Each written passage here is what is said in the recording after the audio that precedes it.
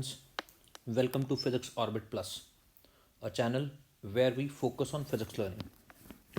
तो आज की इस वीडियो में हम लोग जिस टॉपिक के बारे में बात कर रहे हैं वो है electric potential energy of an electric dipole in uniform electric field. Uniform electric field में एक इलेक्ट्रिक डाइपोल की इलेक्ट्रिक पोटेंशियल एनर्जी हमें फाइंड आउट करनी है। तो चलिए शुरू करते हैं।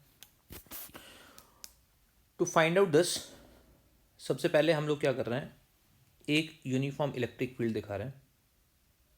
तो मैंने ये एक यूनिफॉर्म इलेक्ट्रिक फील्ड दिखाई है और इस यूनिफॉर्म इलेक्ट्रिक फील्ड में हम लोग एक इलेक्ट्रिक डाइपोल जो है वो प्लेस कर रहे हैं।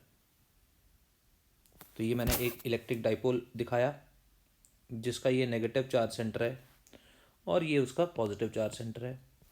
डाइपोल मोमेंट की डायरेक्शन इस तरीके से है कि इसने इलेक्ट्रिक फील्ड के साथ में थीटा एंगल बनाया।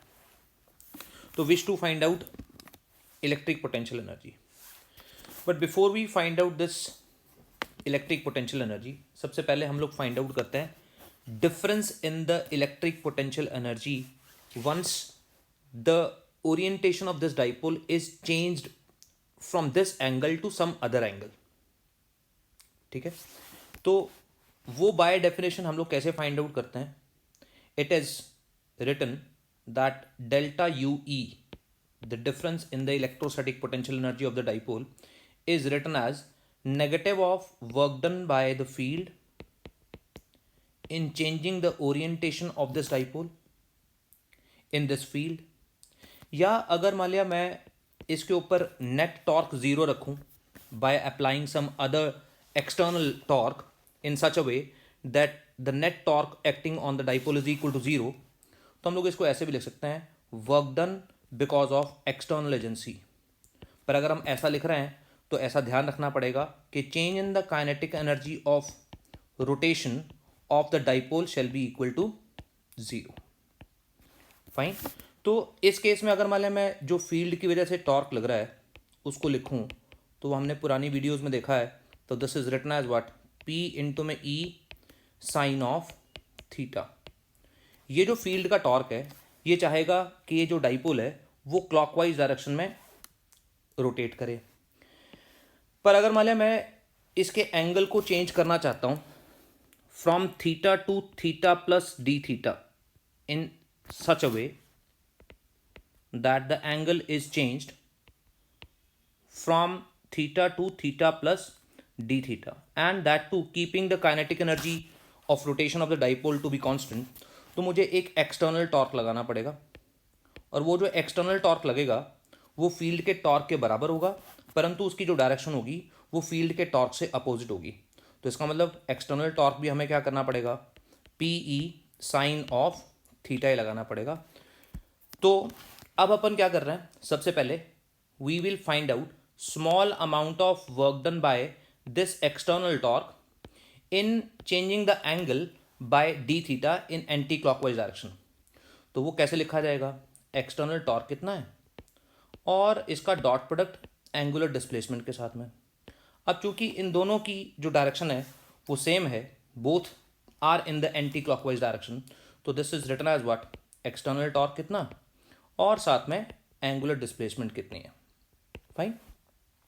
पर अगर मान लिया मैं ये देखना चाहता हूँ कि हमारा जो डाइपोल है वो किसी पर्टिकुलर एंगल से थीटा 1 से थीटा 2 तक हम लोग इसको रोटेट कर रहे हैं, तो total amount of work done find out करने के लिए हमें क्या करना पड़ेगा, इस ऊपर वाली एक्सप्रेशन को इंटीग्रेट करना पड़ेगा।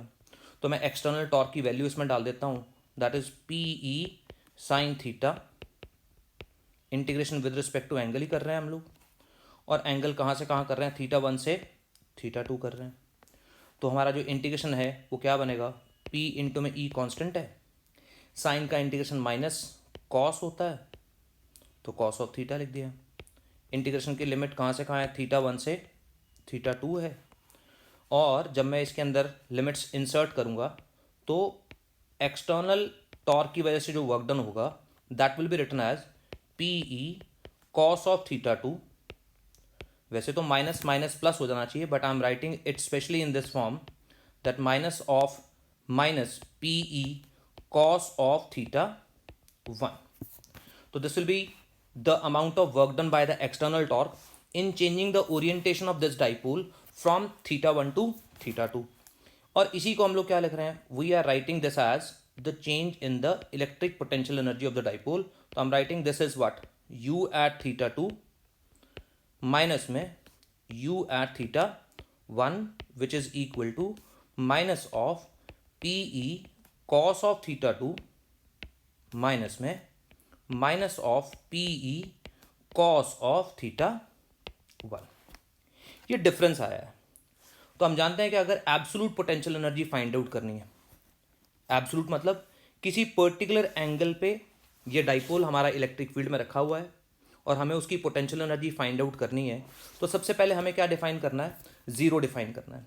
तो मैंने लिखा से zero of potential energy, zero of potential energy of this dipole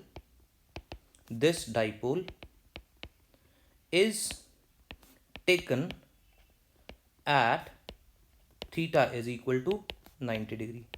90 degree पे जब मेरा डाइपोल इलेक्ट्रिक फील्ड के साथ में है तो हमने माना कि उसकी जो पोटेंशियल एनर्जी है वो कितनी है, जीरो है.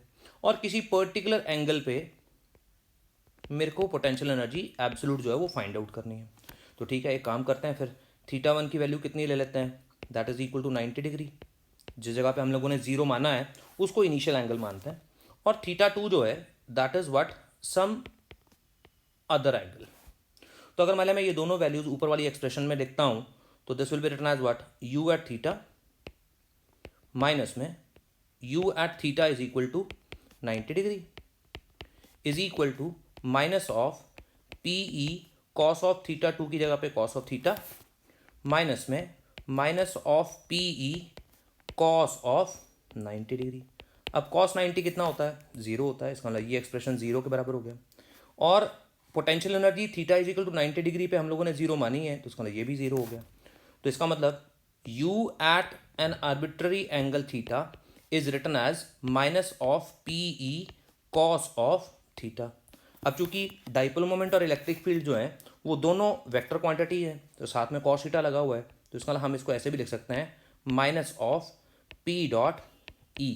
ये मेरी एब्सोल्यूट पोटेंशियल एनर्जी है एक डाइपोल की किसी पर्टिकुलर एंगल पे. हाँ, परंतु हम लोगों ने यहाँ पे जीरो जो है पोटेंशियल एनर्जी का वो कहाँ पे लिया है, when theta is equal to 90 degree. अब इसी में और जो बात आती है वो स्टेबल और अनस्टेबल इक्विलिब्रियम के बारे में बात आती है. वैसे तो टॉर्क की टर्म्स में तो हम लोगों ने पुरानी वीडियो में देख ही लिया था, पर अगर मान लिया मैं पोटेंशियल एनर्जी की टर्म्स में बात करूँ तो मैंने कहा जी एट स्टेबल इक्विलिब्रियम जब थीटा की वैल्यू कितनी होती है, 0 डिग्री होती है, तो उस केस में कॉस जीरो किसके बराबर हो जाएगा, that will be equal to what, 1 हो जाएगा. तो पोटेंशियल एनर्जी जो होगी that is equal to minus of P into में E लिखा जाएगा and that is the maximum negative, और I am write down this is minimum potential energy. तो स्टेबल इक्विलिब्रियम पे आपके डाइपोल की पोटेंशियल एनर्जी जो है वो मिनिमम होगी. और अगर मान लिया मैं अनस्टेबल इक्विलिब्रियम की बात करता हूँ तो at unstable equilibrium where theta is equal to 180 degree, तो cos of 180 डिग्री जो है that is equal to minus of 1. अगर ये -1 है तो फिर u जो आएगा वो कितना आएगा, that will become plus and that is what the maximum potential energy. तो इसका मतलब हमें ये बात याद रखनी है कि अनस्टेबल इक्विलिब्रियम पे आपके डाइपोल की पोटेंशियल एनर्जी मैक्सिमम होती है जबकि स्टेबल इक्विलिब्रियम पे पोटेंशियल एनर्जी जो है वो मिनिमम होती है. ठीक है. अब अगर मान लिया इससे आगे हम लोग कुछ न्यूमेरिकल के बारे में बात करें. मान लीजिए हमसे कहता है क्वेश्चन कि find the amount of work done, find the amount of work done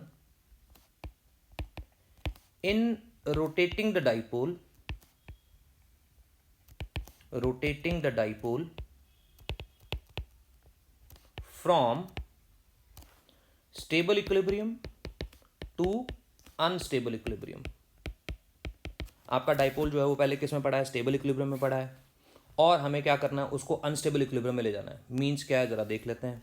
मैंने कहा जी मेरे पास में ये एक यूनिफॉर्म इलेक्ट्रिक फील्ड है और इस यूनिफॉर्म इलेक्ट्रिक फील्ड में मैंने अपना एक जो डाइपोल है वो इस तरीके से रखा हुआ है, negative charge centre, positive charge centre और डाइपोल जो है वो parallel to the electric field रखा है, और पता चले हमसे पूछा गया है कि इसको स्टेबल इक्विलिब्रियम से 180 डिग्री पे घुमा के हमें अनस्टेबल इक्विलिब्रियम पे लेके जाना है, और मुझसे पूछा गया है find out the work done by external agency. ध्यान से सुनिएगा, एक्सटर्नल एजेंसी। तो मैं लिख रहा हूं work done because of the external agency is equal to amount of work done जो हमें फाइंड आउट करना है, this is equal to the change in the electric potential energy of the dipole. अब change in the electric potential energy of the dipole मतलब θ2 पे potential energy कितनी और initial potential energy कितनी। तो हमें पता है कि अगर मान लिया मेरी फाइनल पोजीशन जो है वो अनस्टेबल इक्विलिब्रियम की है, तो वहाँ पर पोटेंशियल एनर्जी मेरी कितनी है, P इंटू में E है, जबकि initial potential energy stable equilibrium पे माइनस ऑफ P इंटू में E है। तो the amount of work done shall be equal to what, twice of P into में E आएगा। अगर आपको डाइपोल मोमेंट और इलेक्ट्रिक फील्ड की वैल्यूज़ न्यूमेरिकली दे रखी हैं तो आप सिंपली मल्टीप्लाई करें और आप ये पता कर लेंगे कि this is the amount of work done because of the external agency.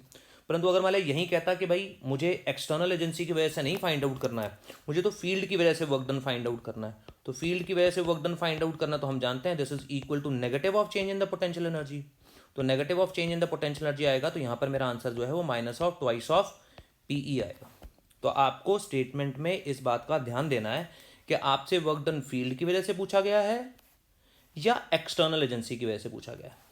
अगर उसने सिंपली आपसे कहा है कि find out the amount of work done in rotating the dipole from stable equilibrium to unstable equilibrium, तो हमें वो work done because of external agency ही फाइंड आउट करना है। परंतु अगर वो स्पेशली मेंशन करता है कि फील्ड की वजह से बताओ, तो फिर हमारे को ये नेगेटिव साइन साथ में इंट्रोड्यूस करना पड़ेगा। फाइन। और अगर मान लिया आपसे कहता है कि कोई किसी एक एंगल से, मान लीजिए θ1 आपको कहता है कि कितना है भाई 30 डिग्री है, और θ2 मुझे कितना करना है, this is equal to what 60 degree करना है, तो अमाउंट ऑफ वर्क डन कितना होगा। तो उस केस में एक्सटर्नल एजेंसी की वजह से जो वर्क डन होगा that will be written as what, minus of P into में E कॉस ऑफ θ1 कितना था 30 डिग्री था, और 2 कितना है 60 डिग्री। तो मेरे को फाइनल 60 डिग्री लेना है, तो कॉस ऑफ 60 डिग्री आएगा, माइनस में minus of PE cos of 30 degree. तो आप इनकी वैल्यूज़ जानते हो, तो यहाँ पे कितना आ जाएगा, minus of PE cos of 60 is what 1/2, और माइनस ऑफ माइनस यहाँ प्लस लिख लेते हैं P इंटू में E, और साथ में कितना आ जाएगा √3 डिवाइडेड बाय 2 बन जाएगा। आप सॉल्व करिएगा तो यहाँ पे आएगा P इंटू में E minus of 1/2 plus √3/2, and the final answer will be equal to what, P into में E इंटू में √3 माइनस में 1 डिवाइडेड बाय 2 बनेगा। आई होप आपको ये कॉन्सेप्ट जो है वो अच्छे से समझ में आया होगा, और ऐसी और वीडियोस के लिए आप इस चैनल को सब्सक्राइब करें और इस वीडियो को लाइक भी करें, और जो आपके फ्रेंड्स हैं which want to score more in the physics exam, please share the video with them. Thank you.